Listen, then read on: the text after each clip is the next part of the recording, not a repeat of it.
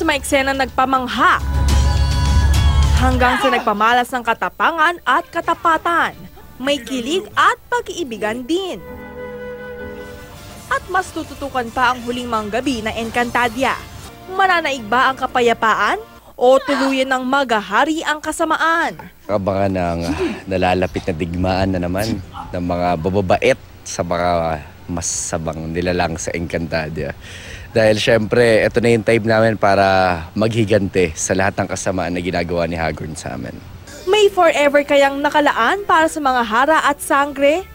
Magkakatuluyan pa ba sina Hara Danaya at Akil? Masasagot na mga tanong ng mga tao pagdating sa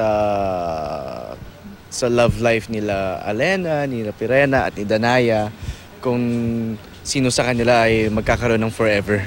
Hindi pa rin natin alam kung ano nga bang mangyayari sa Encantadia. Abangan nila yan kasi for sure may mga bagong darating pa. Labis ang pasasalamat ng cast sa Encantadix dahil sa walang patid na suporta. Kamakailan ay nagpetition pa online ang Encantadix upang mag-request ng panibagong season na Encantadia. Super saya kasi ganun pala nila minahal ang Encantadia. And ganun din kami. Katatibayan, GMA News.